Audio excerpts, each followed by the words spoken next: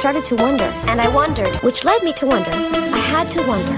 I started to wonder. I couldn't help but wonder. I couldn't help but wonder. I couldn't help but wonder. I couldn't help but wonder. I couldn't help but wonder. I couldn't help but wonder. I couldn't help but wonder. I couldn't help but wonder. I couldn't help but wonder. I couldn't help but wonder. I couldn't help but wonder. I couldn't help but wonder. I couldn't help but wonder. I couldn't help but wonder. I couldn't help but wonder. I couldn't help but wonder. I couldn't help but wonder. I couldn't help but wonder. I couldn't help but wonder.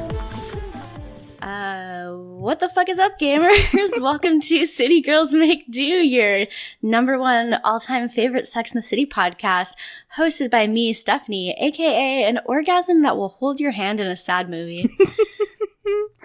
And I'm Alex, aka codependent coming. Today we're talking about season 2, episode 4, I think. Yeah. Episode 16 overall. This episode's called They Shoot Single People, Don't They? Classic riff on the Jane Fonda classic. Yeah, they were trying for something. I mean, I guess it kind of works, because the episode is kind of about how they're all single for the first time in ever, which I don't think is really that odd of an occurrence, but No. Yeah, this is a fun episode.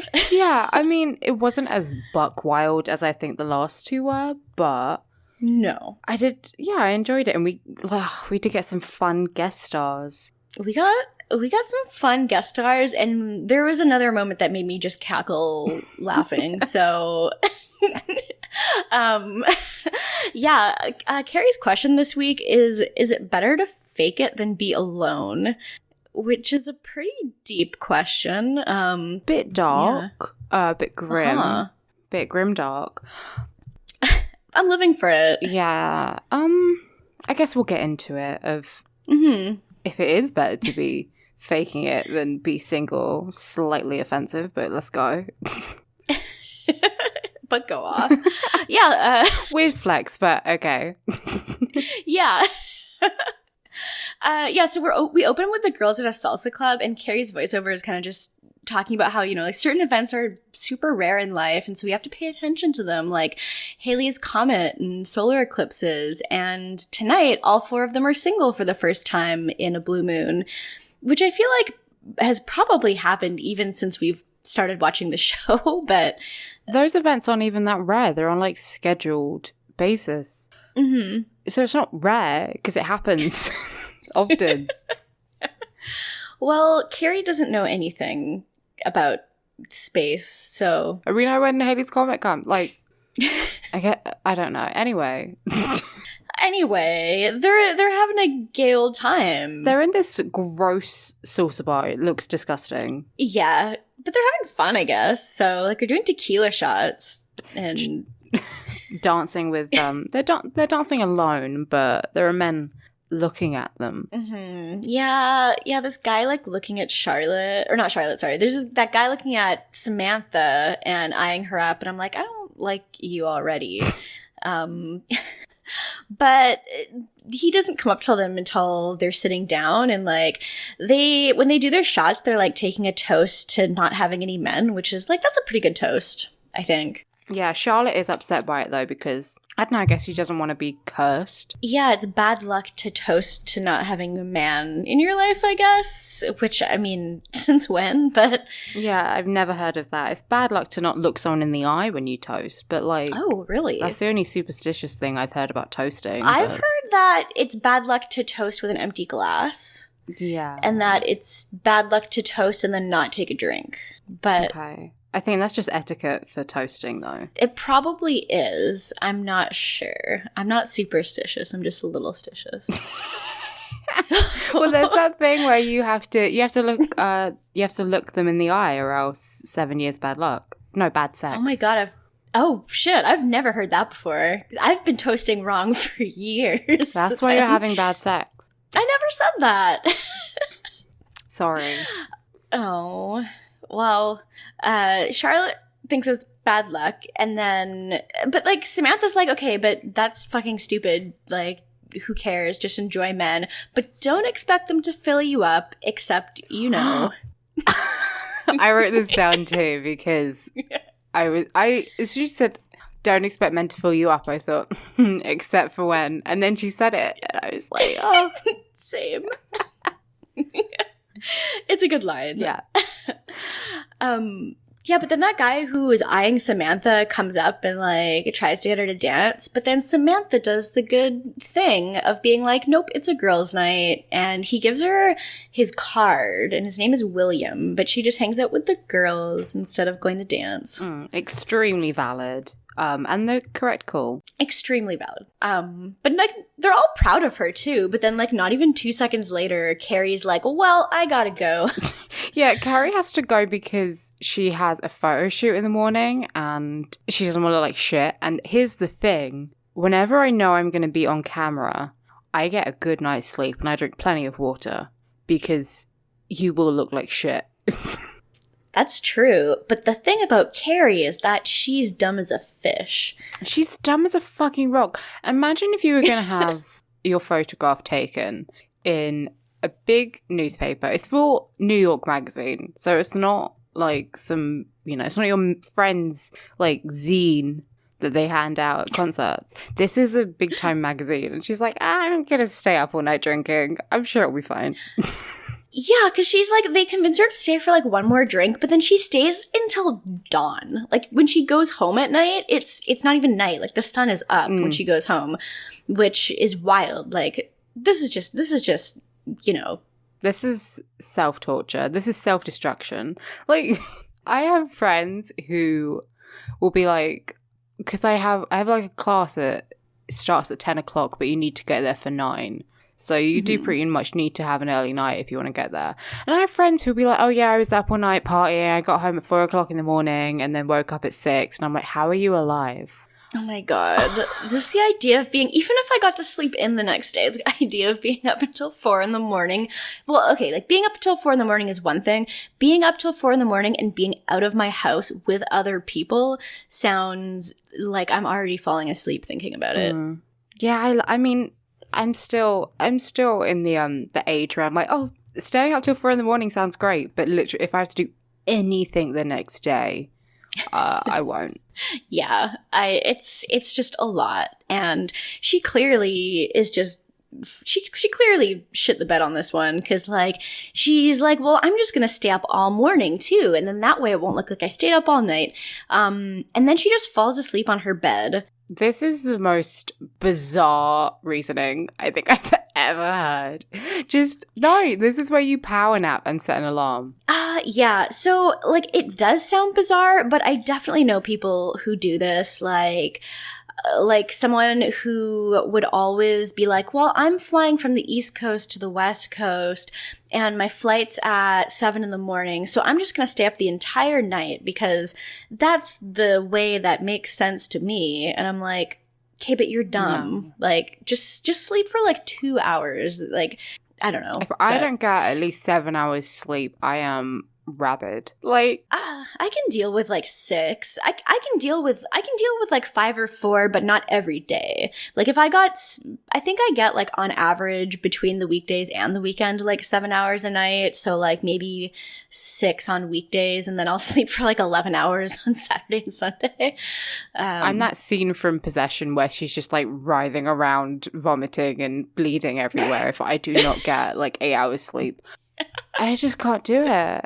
Well, clearly Carrie can't either, because she's like, well, she gets a call from Stanford, and he's like, Carrie, what the fuck, you're 40 minutes late, and Carrie's like, shit, I'll be there in 20 minutes, and so she rushes to get there, and then when she does get there, I mean, like, obviously they're pissed, well, because the whole reason that she has this photo shoot is because Stanford's boyfriend, Nevin, which is a name, Nevin Lannister, and he's pissed.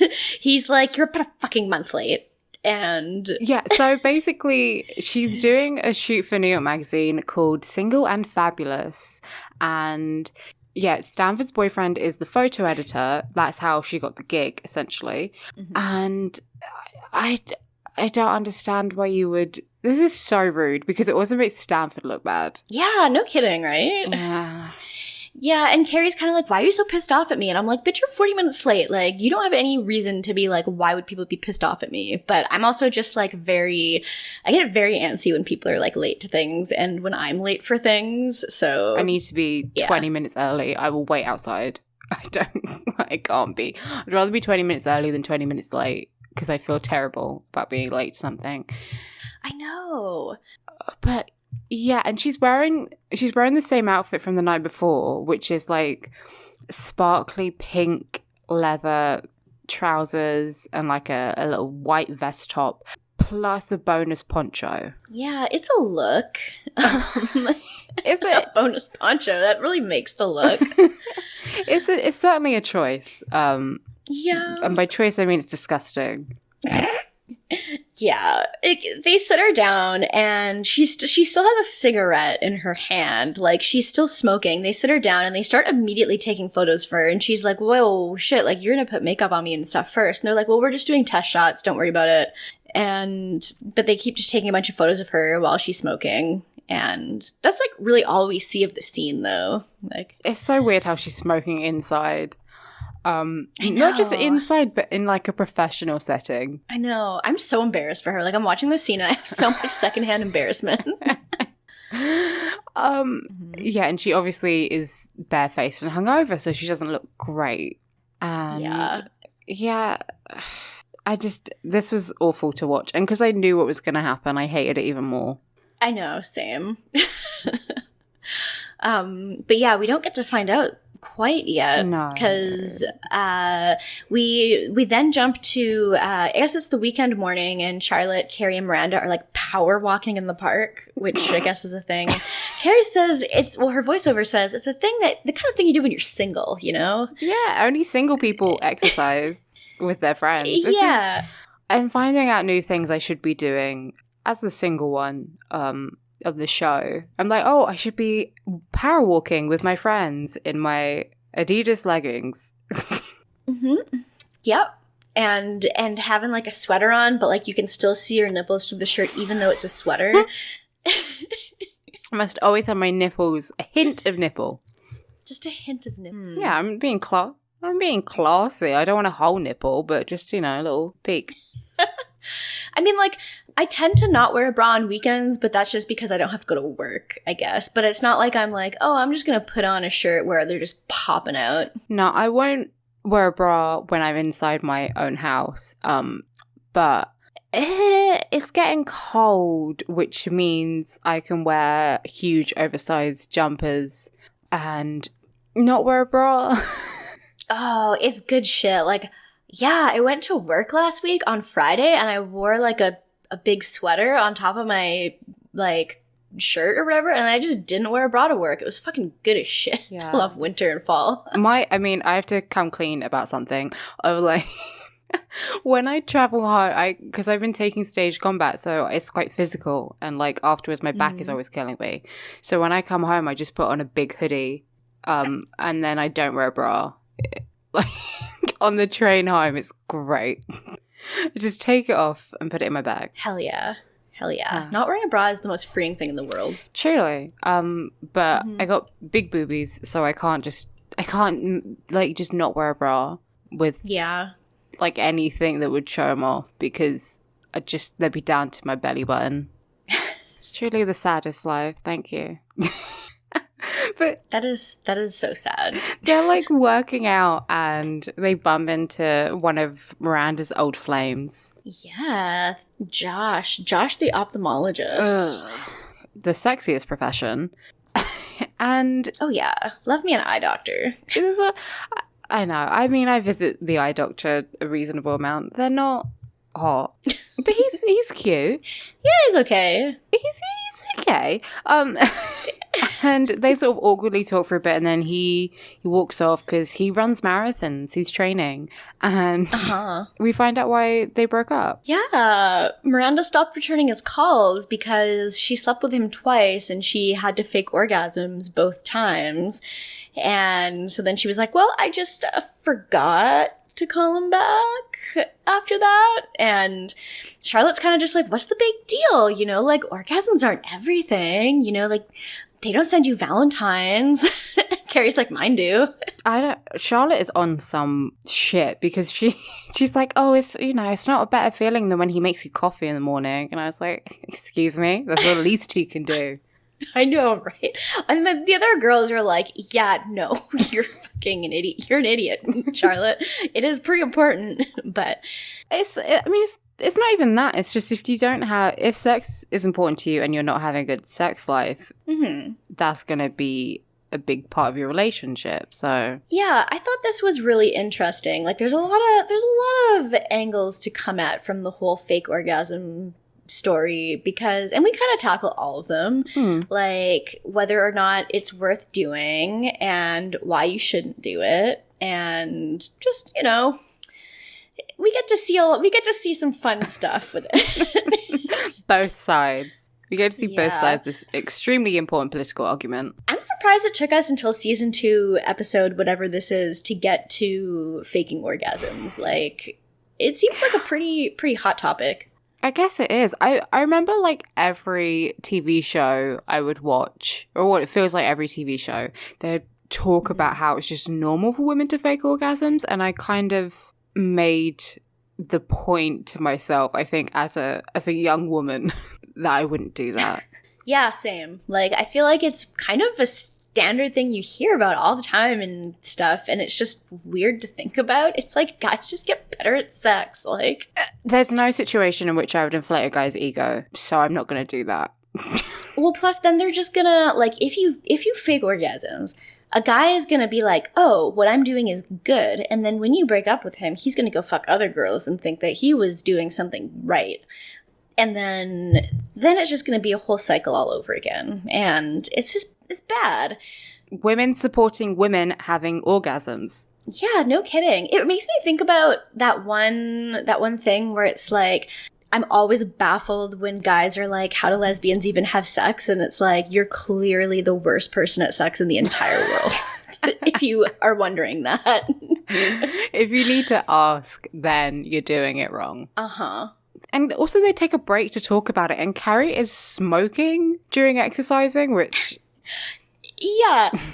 Carrie, like, finishes her pack of cigarettes while they're out exercising. People used to do this in, like, the 50s. I swear to God, I would see people, like, smoke, like, in the gym. Like, in some weird... where they have, like, medicine balls and shit. And they have, like, the shorts that go up to their waist. But that's such a bizarre thing to me. Maybe she's just trying to, like... I don't know. Maybe she's just trying to, like, really fuck up her lungs. Just see just how much her lungs can take. It's exercising on hard mode because you're just making it more difficult to breathe. This is the dark souls of exercising. Power walking while smoking. So since she smoked all her cigarettes, she has to go buy a new packet. She also buys 40, which means she is chain smoking. If you go through 40... every time you buy a new packet of cigarettes, you've got a problem. Well, Carrie's got a lot of problems, but... Like, if you're buying two... I mean, obviously smoking is bad. I'm a smoker and I know this. But if you're buying 2 packets every time you need to buy cigarettes, that's a lot. That is, yeah. That's true. Essentially, you're like, I'm going to buy myself a bottle of wine, but every single time you buy a drink, you buy 2. Yeah, that's true. That's a good way to put it. Just buy one bottle of wine at a time. Yeah, unless you're having like a party, then you're probably good. Yeah, you could, you don't need more than 1 bottle of wine a night, I would imagine. Yeah, she buys her cigarettes and then she sees the cover of the New York Magazine. And surprise, surprise, she's on the cover and she looks like ass. Like, she looks like shit. She looks terrible because it's her smoking. She's like poorly lit, so she has like huge bags under her eyes. I guess props to Sarah Jessica Parker for being vulnerable enough to make herself look really fucking ugly. Yeah, no, she really went all out on this. Like, yeah, they did her kind of dirty on this, but like she's obviously really pretty, so like at least we see her normally and are like, well, clearly you don't look like this all the time. I mean, even if she did, whatever, but like in universe, find me someone who doesn't look kind of bad or worse when they haven't had any sleep and they're hungover and got no makeup on, Yeah, their mouth is like half open. And the lighting is Yeah. garbage. What? I guess... Because what shoot were they taking where they would have this shitty fucking lighting? Unless they photoshopped it. Unless they did like an O.J. Simpson thing and made her look worse. Well, we do find out though, because the cover of the magazine says "single and fabulous?" ? Instead of just "single and fabulous," which is kind of what the impression was that it's going to be. I'm not sure if the original take of the article was supposed to just be "single and fabulous" with no question mark, and then they got Carrie and they were like, "Whoa, this is way better." Like, Carrie said she was going to be doing like a profile, and they were taking like 20 people who were single and under 40 or something. And I was like, oh, okay. So she's just going to be like in a countdown of people. But presumably they got there's such a shit photo that they changed the entire article and put it on the cover of the magazine, which is bizarre. it's really good. So I mean, weird. it's terrible. Like, if this was real life, I'd be like, holy shit, that's terrible. But, like, the fact that it would happen in universe is kind of funny to me, especially because the subtitle of the article is "Eat, Drink, and Never Be Married," which is just like... It's like, imagine I don't know, I guess I'm just imagining the photographer taking it to the editor-in-chief and being like, hey, I had an idea. Let's change this entire article, like, I don't know, I guess a few days before we're going to release it. Yeah, because the impression that I got was that they took the photos, like, the day before she saw it, basically. Like, it almost seemed like it was, like, the same day. Yeah. It probably wasn't, but it seems like there was a fast turnaround on this, so... It seemed like no time had passed, you're right. Yeah, Carrie's she's pretty pissed. She runs off because she's, like, super embarrassed. She, like, runs off really fast with her smokes. And then she shows the magazine to the girls at brunch, and oh my god, Miranda's wearing, like, a tactile neck. It's so good. and Carrie has, like, this jean cap on. Ugh. It's because she's trying to hide her face, I think. Oh yeah, she has like a little like sailor hat on. Oh, Yeah, it's great. And they're talking, and they're all obviously quite pissed off about this. Charlotte asks if they can sue, which I love. I love that Miranda was like, "What?" because they were unclear about punctuation. But I can't. I think it was Charlotte who actually said, oh no, it was Miranda. This is too smart for Charlotte. She says that articles, actually no, it might have been Charlotte. Anyway, one of them says that articles like these scare young women into marriage. And I was like, that's true. Like, it's true. Painting women who aren't married as like witches and crones. It's a really horrible article. It's horrible and it's really rude. Like, fucking maybe she is smoking and drinking, but how does that hurt you? Yeah, it's kind of stupid because like Charlotte she starts reading from the article, which like Miranda's like, this is not helping, please stop. but you know, the article is kind of like, you know, why are like these women are almost 40 and still going out drinking till dawn and stuff. Like, no wonder they're not married. And it's like, that just is so judgmental for no reason at all. And Samantha's like, who's 40? I love that. I love her like age is just a question mark. She's like Mariah Carey and we're not quite sure what year she was born in. It's totally fine. We don't need to know. Why should we need to know? And why should anyone care what they're doing? They're grown women. They can make their own decisions. Jesus Christ. Yeah, no kidding. Yeah, it's very stupid. And all the girls agree, you know, like, this is a bullshit article. And they're all like, you know what? We're single and fabulous. Full stop. But Carrie's kind of like, okay, they say that, but I don't think they believe it. Because, like, so within a week, Miranda's hooking up with the guy from the park again, who she was faking orgasms with.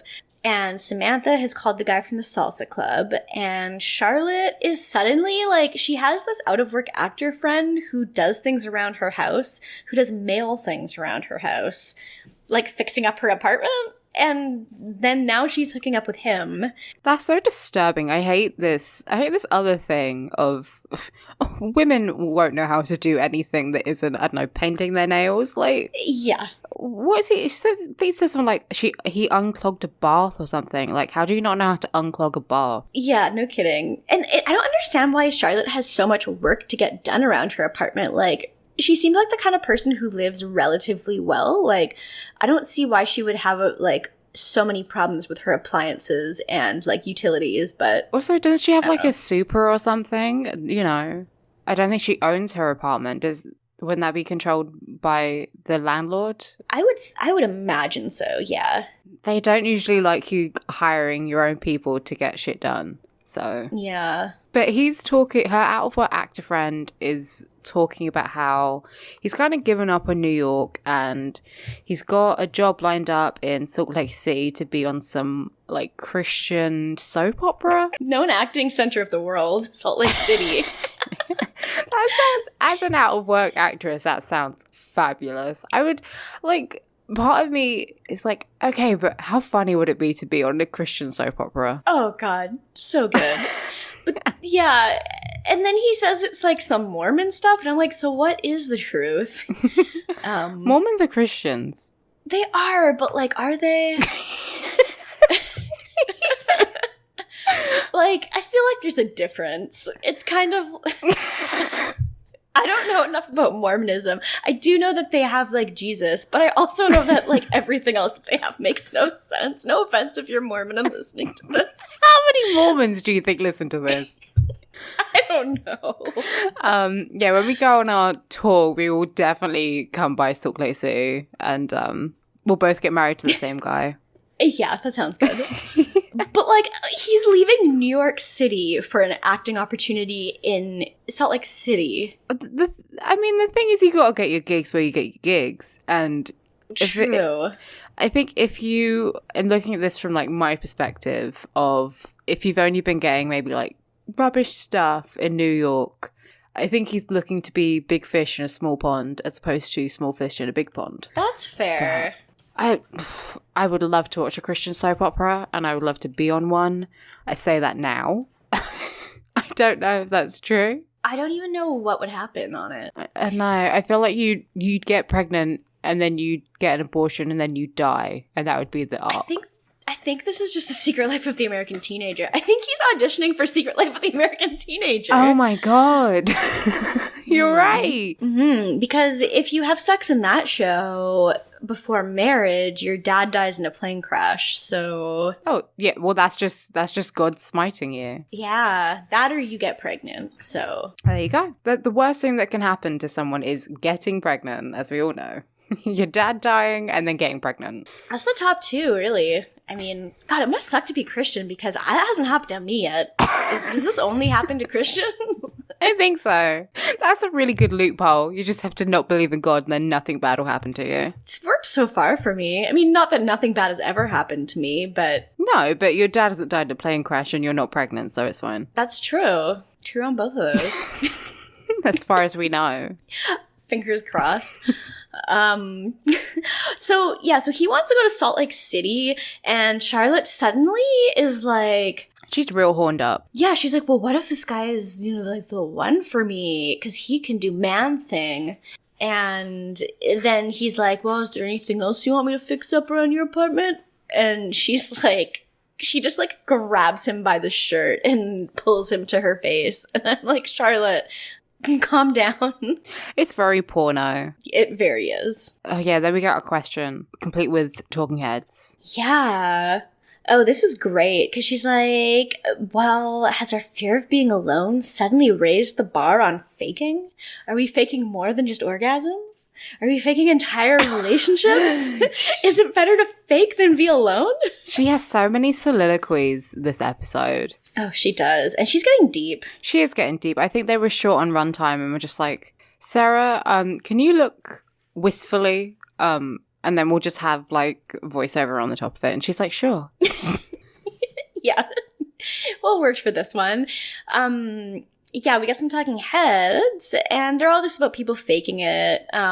These were really weird to me. Like, this is the first time in a few weeks that this has been, like, important. Yeah.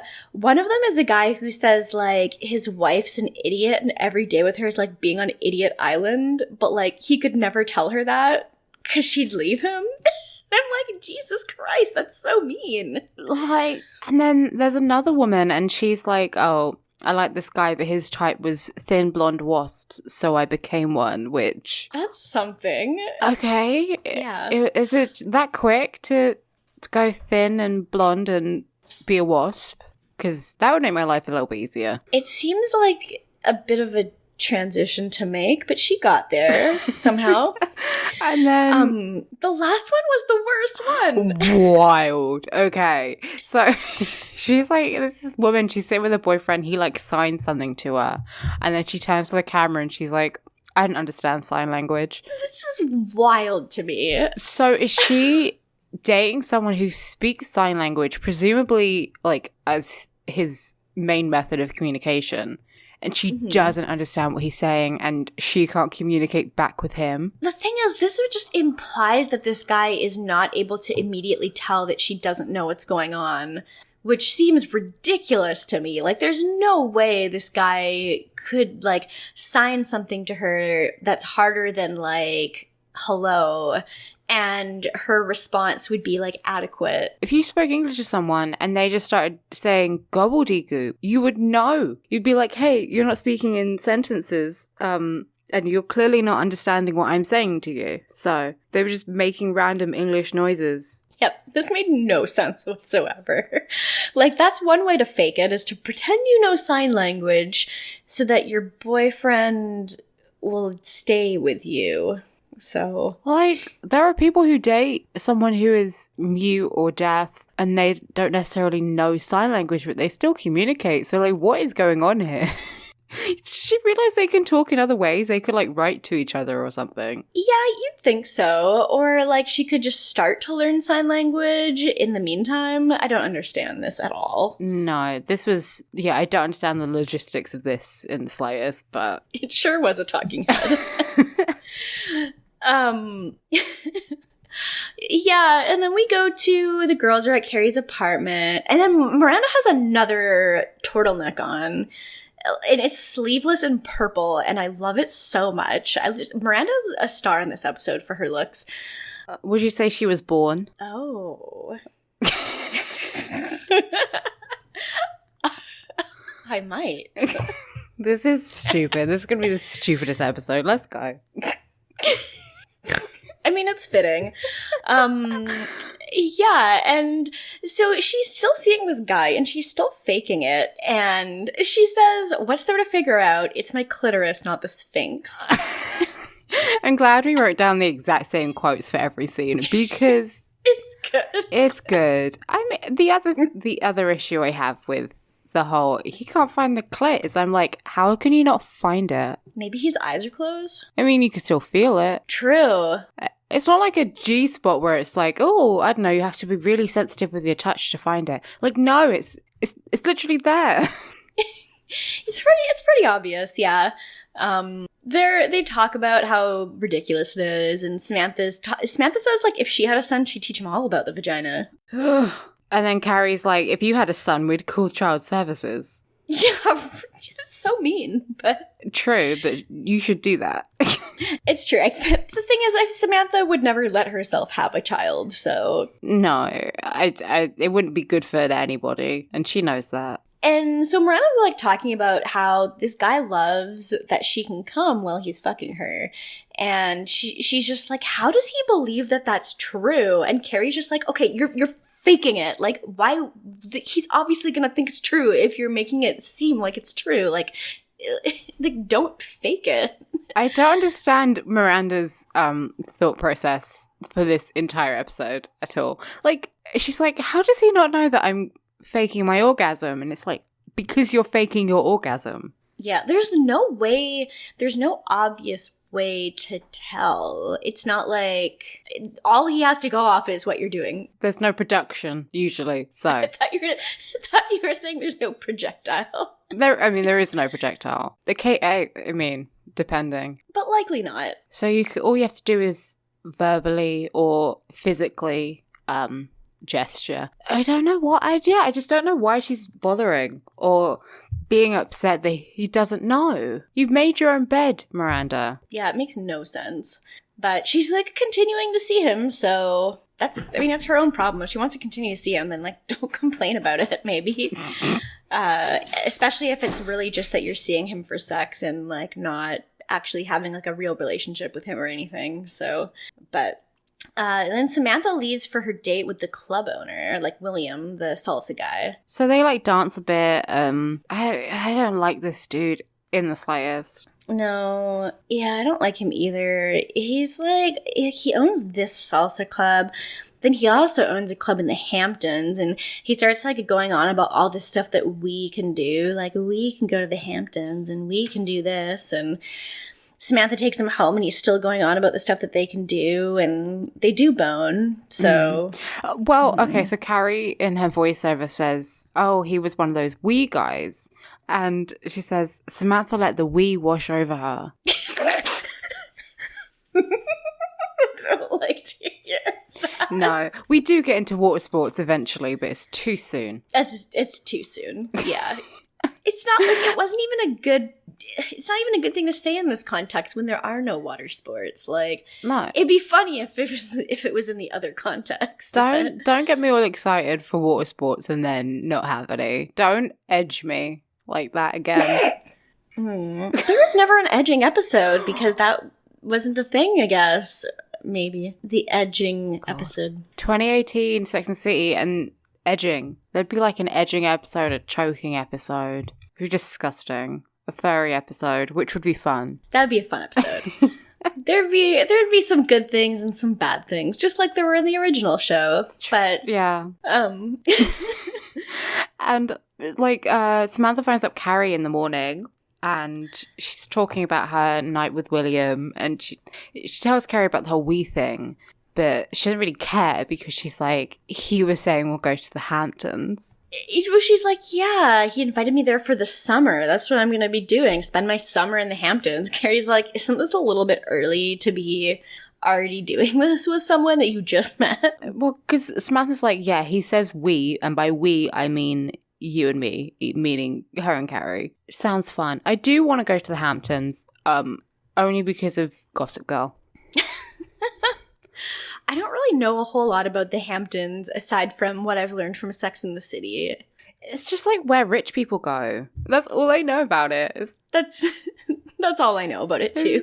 It's where rich people go in the summer if they live in New York. And I'm like, oh, I want to go. It does seem nice. I do like to go to the beach, so. It just looks cold there. Why? New York isn't exactly hot in the summer. Yeah, not really. It kind of is like my ideal beach weather because I don't like to be places that are really hot.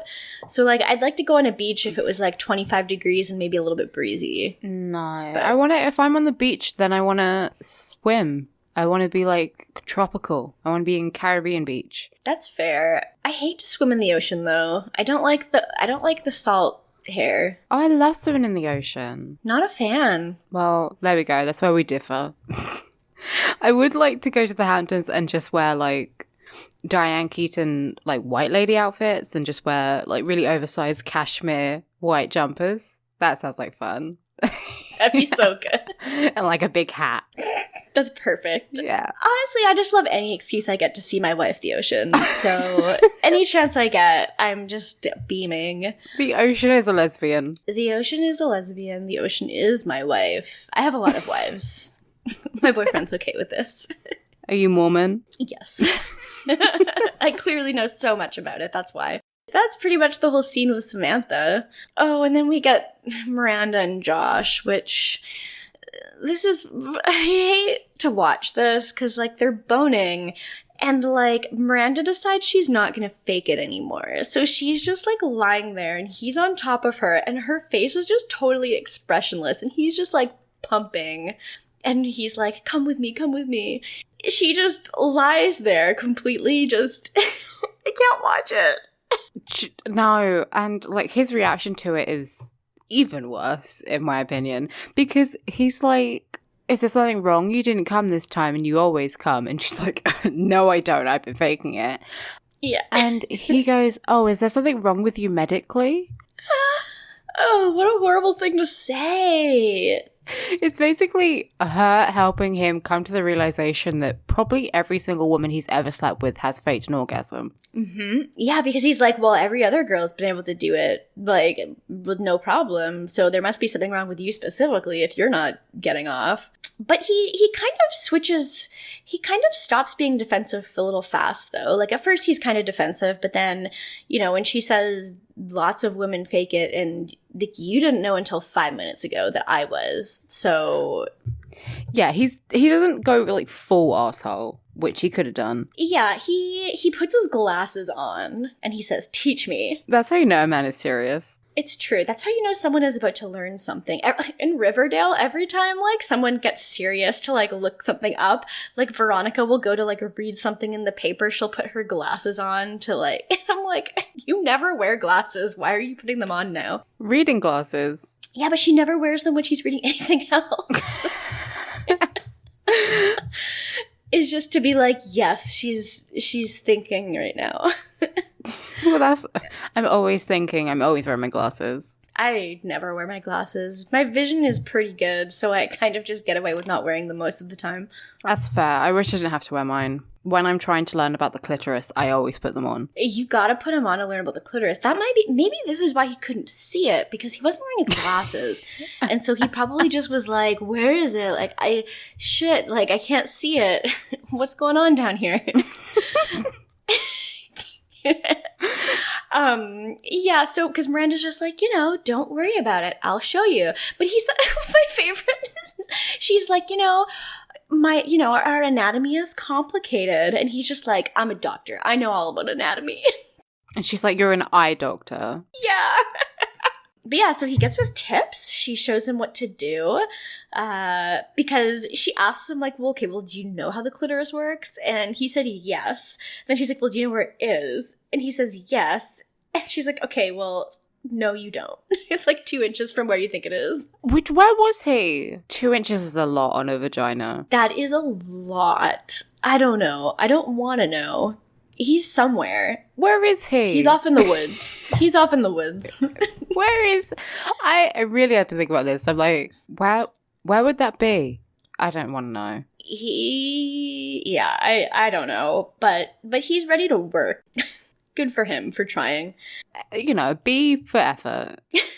B for effort. Yeah, exactly. Just, you know, you tried. And then we go with with Carrie and Charlotte's new BF. Yes. And he's not moving to Utah anymore because, you know, things are going so well between them. Yeah. And he's, like, still fixing things around her apartment, I guess. She's just finding more and more things to fix so that he'll stick around, I guess. But they're also dating. I don't know.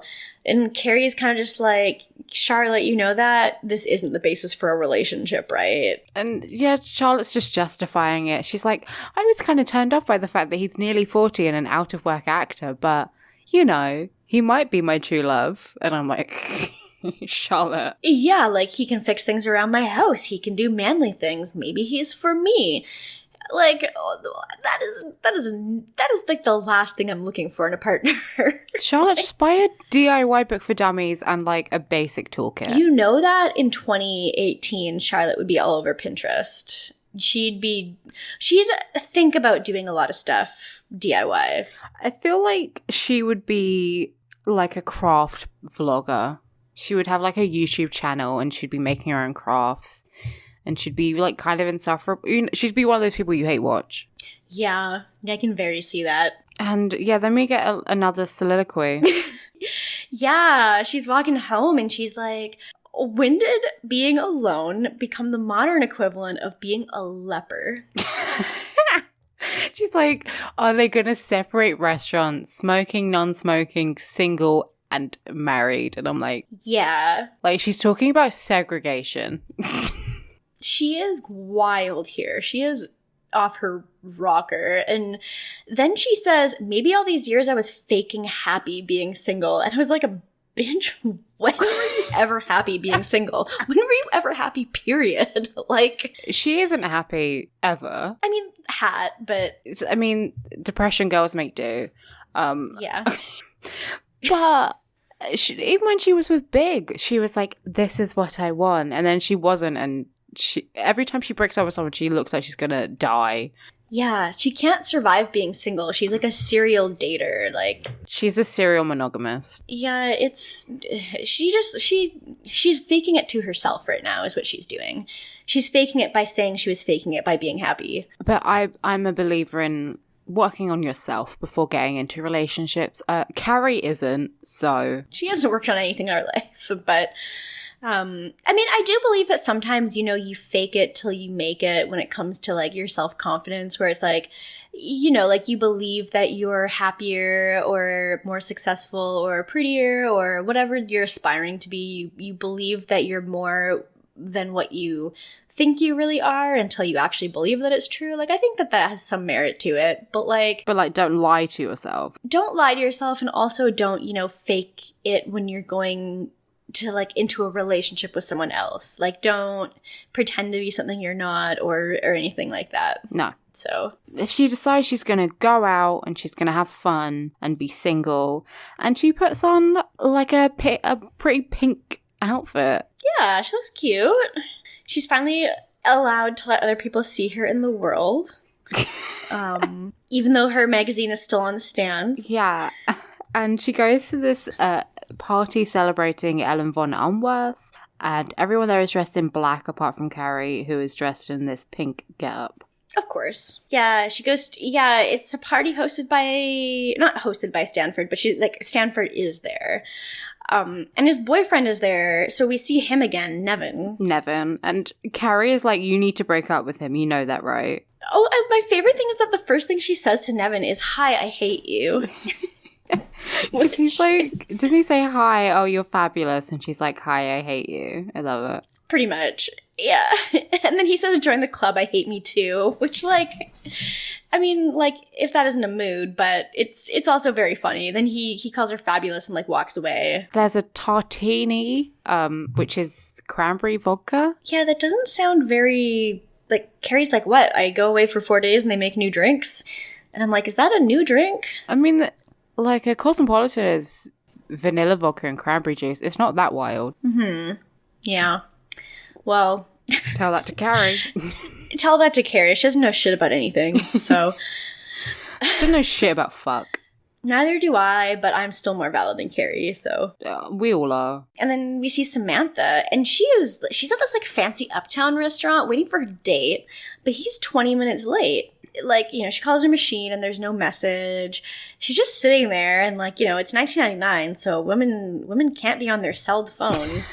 She can't be on Discord texting her friends anxiously. I know. If I was Samantha, I'd be on Discord in the venting zone being like, this fucking asshole isn't showing up. It's 20 minutes late. I'm going to kill myself.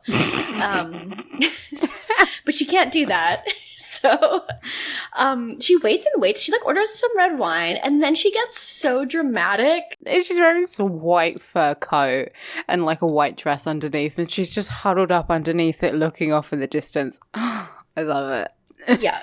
She looks like the saddest person in the whole world. And then she like knocks over her glass of red wine, and then she starts crying and runs to the bathroom, and it's like, it's this whole ordeal. It's sad, but at the same time, it's like, okay, girl, you've known this guy like for a week, maybe. Chill. And then she runs into the busboy, and she's like, "I'm not normally like this." And then he kisses her, which is kind of weird. Yeah, they have to point out that he's a Pakistani busboy. Yeah, they really didn't need to say that, but they do, which makes it worse what happens. But thank you for weirdly making this a race issue. Yeah. And he says, like, you know, "Take me home and you won't be alone." And then, like, Samantha has a realization with a Carrie voiceover that's like, sometimes being alone is better than faking it. Which... Wow. Like, what?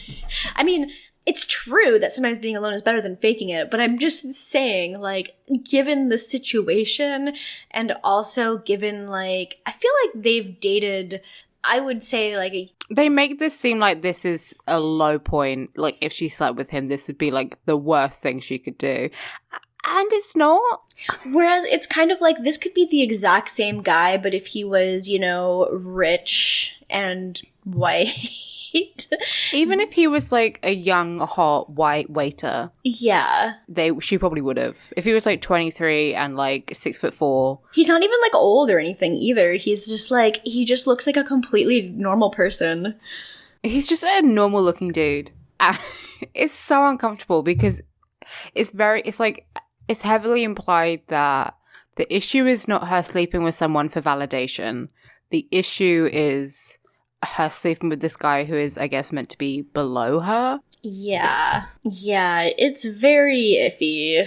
Yeah, I'm not a fan of it. No. And this is like pretty much, well, it's pretty much the end of Samantha's story. She gets like one more, I think she gets like one more shot later in the episode, but yeah, so after that we go back to Carrie, and it's like, it's now 2 a.m. on a Tuesday night, and she's plastered at this party.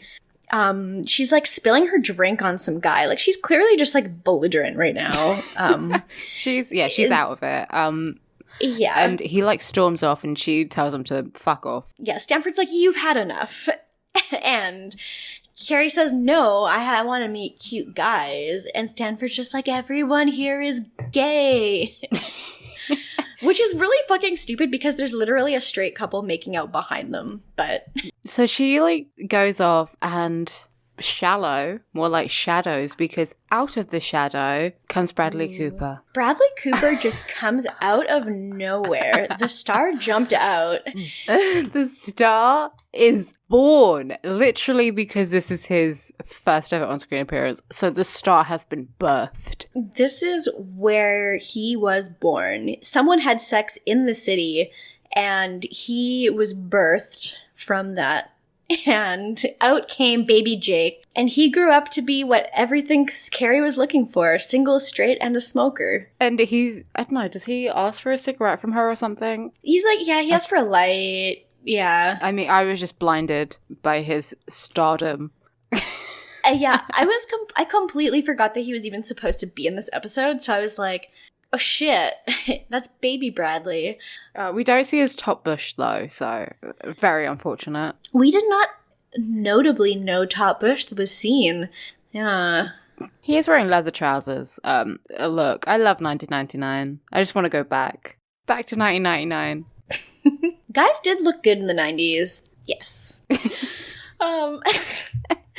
And yeah, then we jump back to Miranda and Josh, and she's like reverse cowgirling him, which is, from what I've heard, the position least likely for you to get an orgasm. Interesting.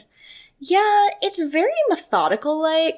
Like he's asking how it is, and she just doesn't look like she's enjoying it at all. Like, it just seems like this is a chore. Yeah, but he can't see her face, so it's fine. Yeah, right. So he has no idea what's going on. This also seems just like a very bad position. If like I thought she was showing him where her clitoris was. He can't see her clitoris at all from here. Like, he might not even be able to reach it from here. Like, what's going on? Anyway, can't give her the old reach around.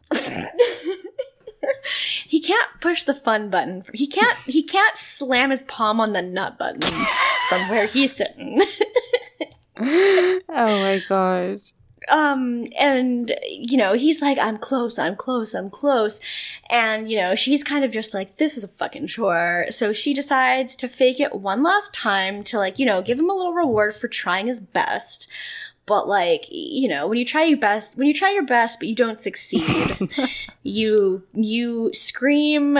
She screams. She screams. I'm not into screamers.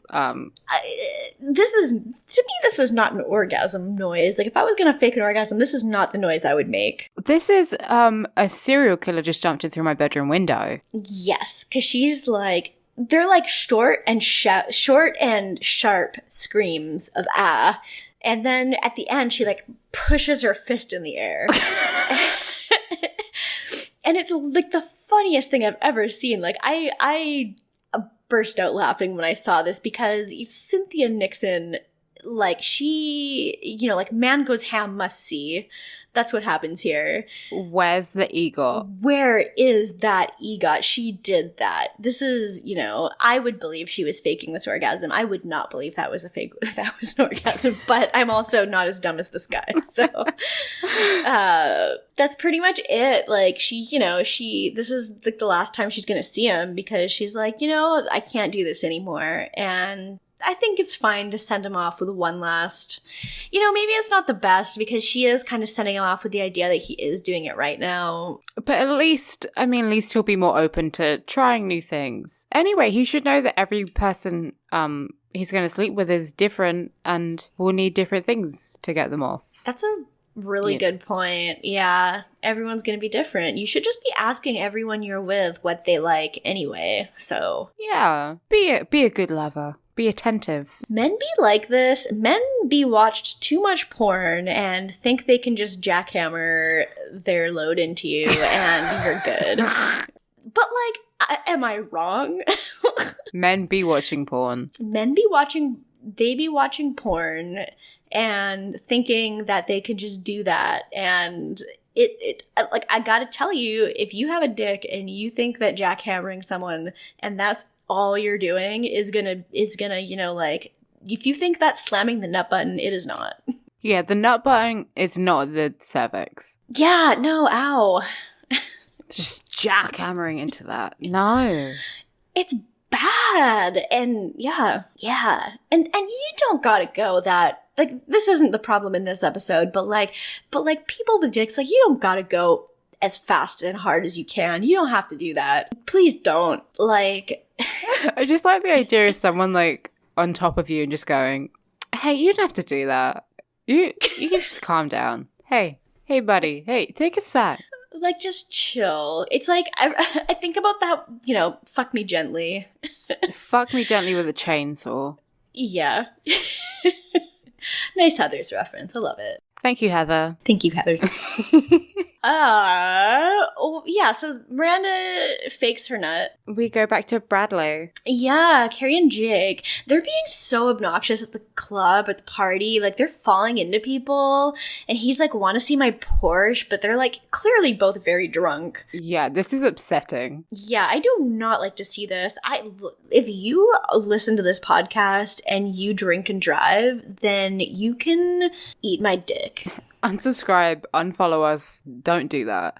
And PayPal me $1,000. Yeah, or just save that money to buy Ubers. Like, there's not really an excuse anymore to drink and drive. Who even drives in New York, period? Like, let alone drinking and driving in New York, like. No, and like, I mean, with Lyft and, I mean, I know there's like the whole, you don't want to use that all the time, but if you're drunk, if you're planning on drinking, then plan what you're going to do after that, how you're going to get home, you know? Don't be a dickhead and hurt yourself or anyone else. Yeah, and not to mention, if you're going to drink and drive, like, don't do it anywhere, but the worst place to do it is in a city.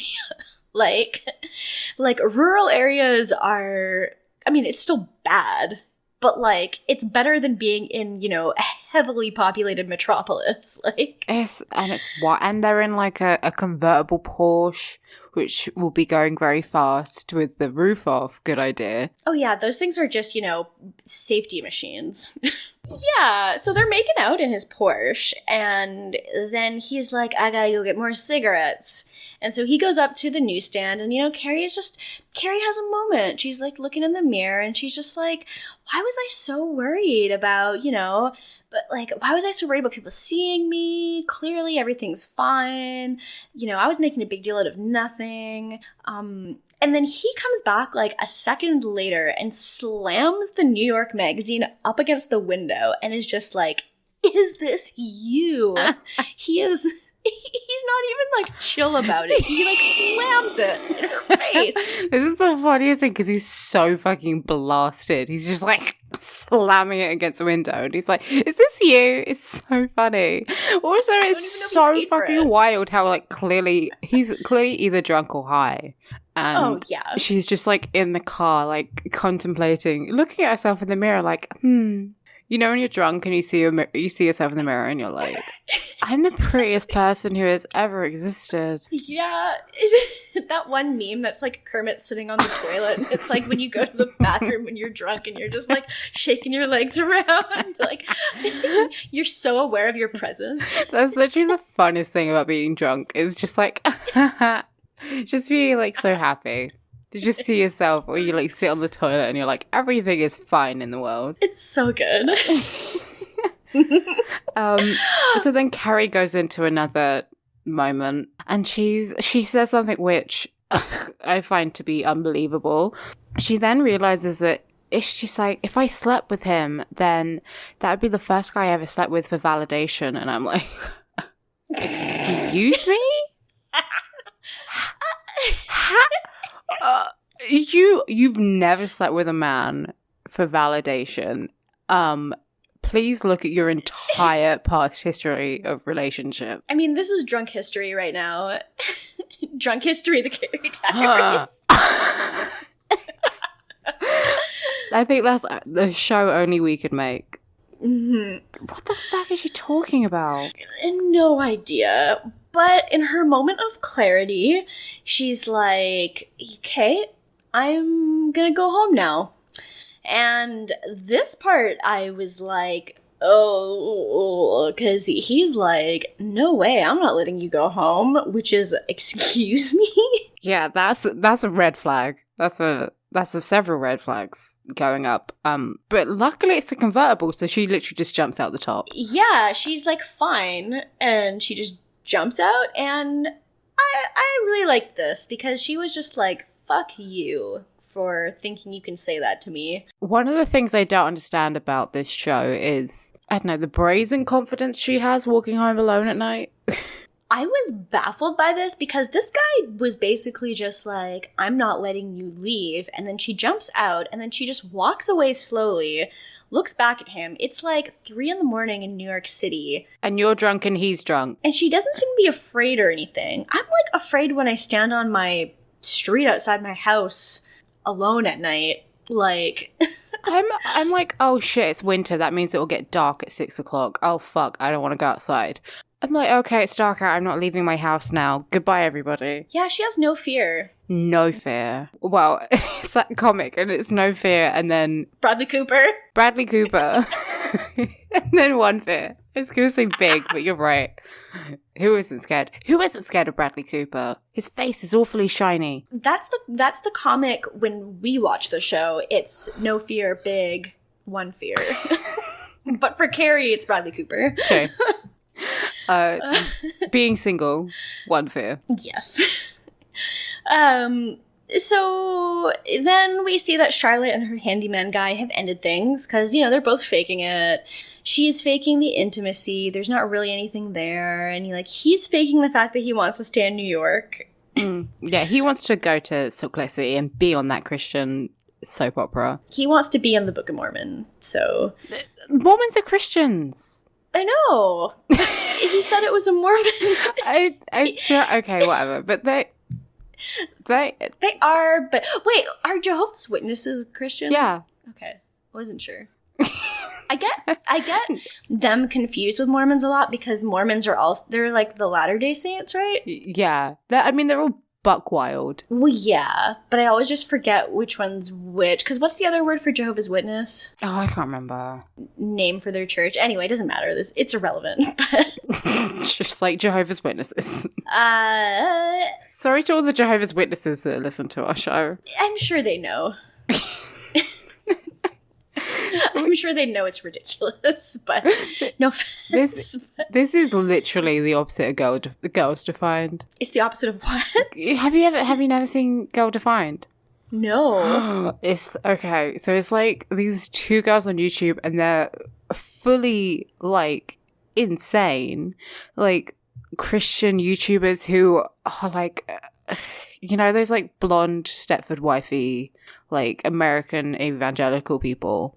They're like that, and they're like, they're the how to wear makeup in a God-honoring way. Oh, I've seen that before. Okay, they're like, how to use social media in a God-honoring way, and that's the opposite of us. Is this is the least God-honoring show.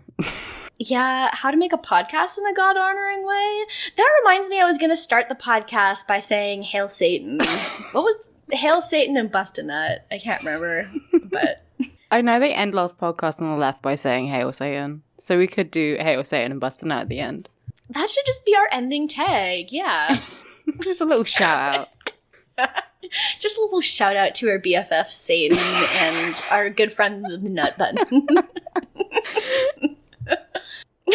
Where were we? Oh yeah, Charlotte broke up with her boyfriend. Yeah, Miranda did the same. She stops returning Josh's calls. Samantha throws a drink in William's face, but we don't see Samantha. Yeah. She just goes to throw a drink, which is good. I love it. And then Charlotte comes to the realization that she can just pay people to fix things around your house. You don't have to have a male friend who can do things. You can pay people for goods and services. What? Money can be exchanged for goods and services. How sheltered do you think her life was? Pretty. This is like... I was watching Archer yesterday, and it's like when Woodhouse is like, well, you know, like I booked this vacation like a year ago, and, you know, your mother is, you know, like paying me for this. And he's like, wait. Archer's like, you get paid for this? Like, my mom is paying you for this?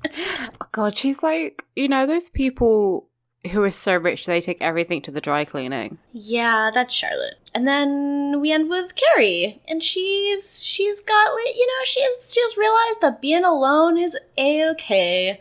She goes for lunch alone on a patio and has a glass of wine and just is valid alone. Yeah. And she's like, I have no book. I have nothing to distract me. I'm just being honest about being alone. She has no celled phone. Yeah. No iPad. Carrie get iPad? Carrie got iPad. Carrie has no YouTube to watch. Eating lunch alone is lovely. I love eating alone. I love to go for lunch alone. It's good. But I also do like to do it with my phone. But Carrie's sitting there at lunch by herself playing Minecraft on her iPad. But yeah, I don't know. I thought it was a good episode. Oh, are we not going to talk about the cameo? Which one? Bradley Cooper? No. Oh wait. Who else was in this? Oh my God, the fucking guy from Glee. Wait, who? Which one? The teacher, Matthew Morrison. Who was he? Was he the waiter? Yeah.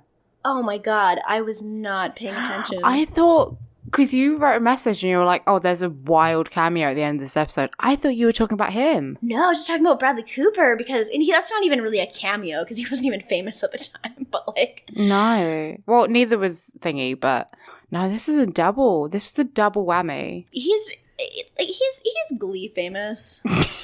Literally, the only thing I remember about him is waking up in the dead of the night in a cold sweat and yelling New Directions, which just makes me laugh to this day.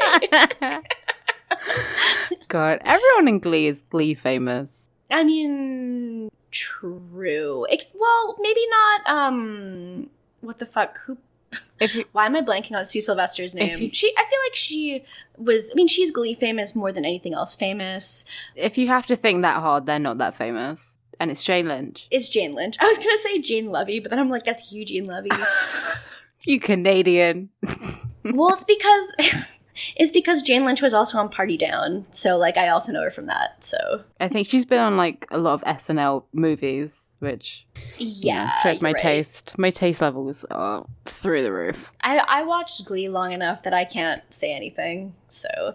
But it's not my fault. They made Santana gay, so, like. True. That was a bit of an awakening. I never finished the show. I didn't get to the part where Jeb Bush canonically becomes president. Oh, shut up. Yes, that is literally in the series finale. Jeb Bush becomes president and Sue Sylvester is his running mate in 2018 or I don't remember if it's 2016 or 2018, but Jeb Bush is president in Glee. It will be 2016 because that's when the election was. You're fucking right. Look, I know that you're not American either, but I'm not American. I don't know shit. I'm just saying that, like, the 2016 election was, I think, traumatic for everyone. So it's burned into my brain. Yes, you're right. Also, we're in 2018 now. I know, I'm dumb as a fish, okay? I don't know anything. Do you know what? You're valid and I love you. So, Oh, thank you so much. Big hat.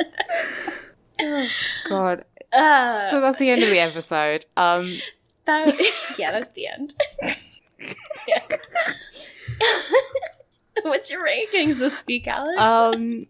Gee, I think I'll put Carrie at the top. She did lie to herself, but haven't we all? And gee, then I think I'll go Charlotte and then Samantha, which is I think purely for that white fur coat, which is kind of fabulous. I'm pretending it's faux. It's probably not. Yeah. And then Miranda for lying, but at least she tried. No one's really a loser this week. Yeah, not really. I would also put Carrie at the top because I thought I liked her last scene, her last two scenes. She was valid. I felt bad for her during that photo shoot, even though she was extremely not valid for being late by 40 minutes, for staying up all night right before a photo shoot. Bad idiot girl. And then I actually think I'm going to put Miranda second because her performance at the end was really earth-shattering. Like, literally. Like, I think her screams could have caused a tremor in the earth and a tsunami in Manhattan. So I thought that was really something. And I really liked her turtlenecks. True. Yeah, she's like Banshee. Yeah. She was like a banshee. Like, it was a lot. But she had that really extremely gay purple turtleneck, and then she had the really good tactile neck, and I was like, these are perfect looks, and I love you. Then I would probably say Samantha because of the drama, that one scene, but I also just really didn't like the part with the busboy. No. But like the rest of her in this episode was pretty good. And then Charlotte, I was kind of like, come on, Charlotte, you're trying to be domestic for no reason. So yeah, she didn't really do it for me this week. I think that's fair. Everyone and no one is valid. It's Schrodinger's validity. Schrodinger's validity. Yeah, that and I feel like, something you do that's valid doesn't cancel out the things you do that are not valid and vice versa. Like you take the valid with the not valid and you're both at the same time. Valid and invalid. It's true. I believe it was Stannis Baratheon or Davos, I can't remember which one, who said, like the good doesn't cancel out the evil. Okay. That seems like a very incomplete quote, but I think one of them said that, and I believe that. I think that they're they contain multitudes. Yeah, they're three-dimensional characters. Yeah. Anyway, let's move to questions. Let's. Yeah. Okay, if you have a question, you can send it to citygirlsmakedo.tumblr.com/ask. We have 4 questions this week. Well, we have 3 questions and 1 comment. The first one is from Tumblr user and friend of the show, Cosmemer. I think I'm saying that right. And I don't know how to answer this. No, me neither. Which of the city girls would win Duelist Kingdom? So I think this is Yu-Gi-Oh! No, I think I have watched an episode of Yu-Gi-Oh! I didn't understand what was going on. I've watched some Yu-Gi-Oh! Abridged, but that is abridged, so it's very much ridiculous, and I have no idea what was happening. But I know that there's cards, and I know that there's a Shadow Realm, which is basically like the 4Kids version of getting banished to like hell? A bad place. I think it's like dying, but I'm not sure. But in the 4Kids version, I think it's just like you get banished. There's Blue Eyes White Dragon. Yeah, and then there's a Dark Magician and a Dark Magician girl? Princess? I think it would. Okay, one of the girls is kind of Samantha-esque in the show. I think she's good at the game. All I know is that they're all playing a children's card game, and it like the fate of the world is like depends on it, I think. I don't know anything about Yu-Gi-Oh! This is really an exercise in us trying to remember Yu-Gi-Oh! This is like, we should just have a Tumblr blog that's like, we've never seen Yu-Gi-Oh! in our lives, please send us questions and we'll answer them the best that we can. Send us questions we know literally nothing about and we'll do our best. It wouldn't be Carrie because she, Carrie just doesn't have enough strategy with anything she does in her life. And she just wings it. It's easy breezy. I think Charlotte would overplan things too much. I don't know if you plan things in Yu-Gi-Oh, but I feel like she would try to plan it too much and then she'd realize she made the fatal flaw of planning. Do they debate in Yu-Gi-Oh? Because I feel like Miranda is the obvious answer, as she's a lawyer. I feel like Miranda would probably be the best answer. She does seem like the one most likely to win anything. True. She's probably the most competitive. The only other thing I know is that friendship is the most important thing. Well, friendship is magic. Yeah, true. Yeah, so I think Miranda. That's the longest silence. I thought you were going to beat me.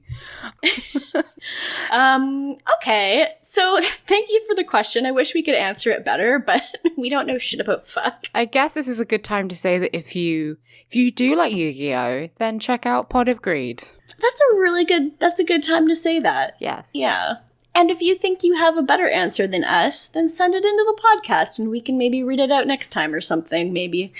Our next question is from Anonymous, and they have said, what song from Sweetener from each Sex and the City girl blast? I think we did something similar where we answered what Ariana Grande song they were. Did we do that before Sweetener came out, though? No, it was post-Sweetener. I remember. Oh, right, because we talked about Borderline. Right. Yeah. I guess, but what we did was I feel like Carrie was the only one who got a song from Sweetener. True. And not only are we post-Sweetener, but we're post-breakup. We're post-Pete. We're post-Pete. Thank God. Bye. See you never. Bye. Yeah. So, I mean, okay. I think Miranda would be successful. Obviously. Obviously, Carrie's Borderline. We already did that. We already explained that. She's very obsessive in love. I feel like Charlotte could be Pete Davidson because the song is like very romantic. It's very like romantic. Like, I just met this person and they're probably my soulmate. Not probably, they're definitely my soulmate. But then it turns out it's a disaster. Is Pete Davidson the Trey McDougal of real life? Oh. Maybe, except for he's not a doctor. He's just a piece of shit. He's just like a not very funny person on Saturday Night Live. Who really shouldn't be bleaching his hair like that. It doesn't look good. I think there are very few white guys who can get away with bleaching their hair and not looking like Eminem, which isn't a good thing. Yeah, I think you're right. Is Samantha? What's the horniest song on Sweetener? It might be God Is a Woman. She could be The Light Is Coming. God Is a Woman is very... Yeah, I could see her being God Is a Woman. God, The Light Is Coming is such a bop. I love it. When I first heard it, I thought she was honestly speaking Japanese. That's how I feel when I hear her singing any song, but... We love an unintelligible queen. Who needs to be clear and succinct... Or not succinct, that's not the word I'm thinking of. Who needs to be clear and understandable ever? Yeah. We stan. We do.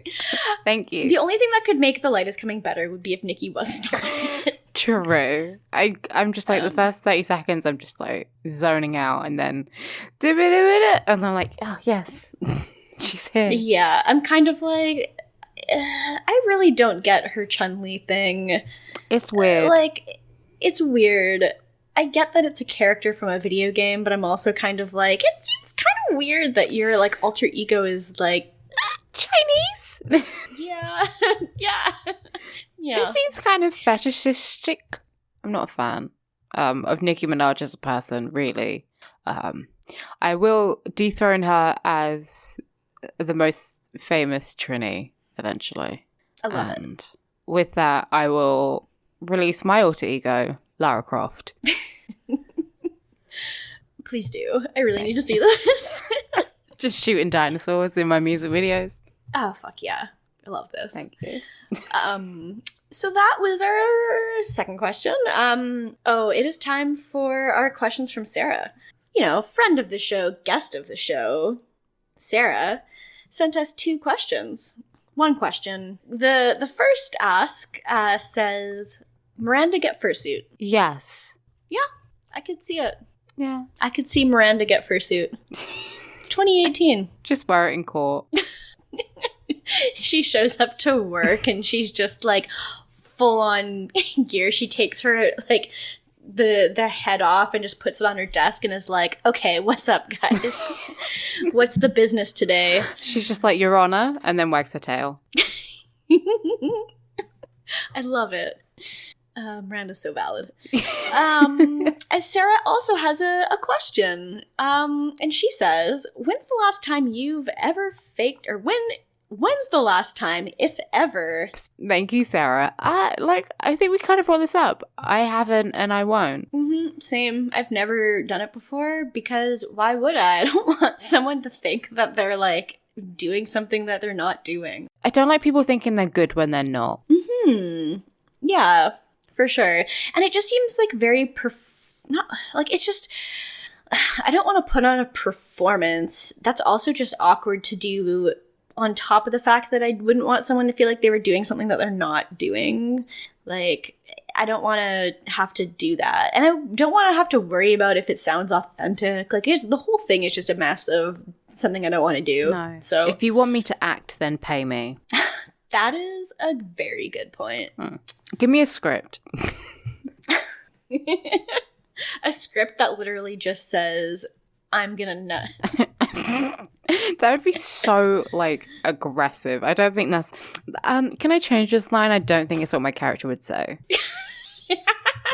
Carrie get nut. I don't think I'm gonna nut. Like, okay. This just isn't believable to me. Yeah. I just, it just doesn't gel with her objective. I just really think we should change this line. I love it. This is stupid. I love it. Anyway, thank you, Sarah. Thank you, Sarah. Yeah, and so you can follow us on Tumblr there at City Girls Make Do, but you can also follow us on Twitter at City Girls Make Do. You can email us at citygirlsmakedo@gmail.com. Mm-hmm. And you can find me at Windfall Island on Tumblr and at Age of Oddish on Twitter.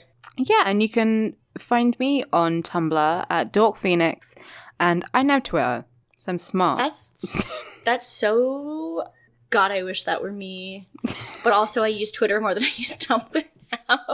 I've had Twitter for like 4 months, and it's 2018.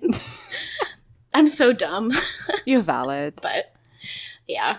But yeah, that's been an episode. So see y'all next week. Hail Satan and bust a nut.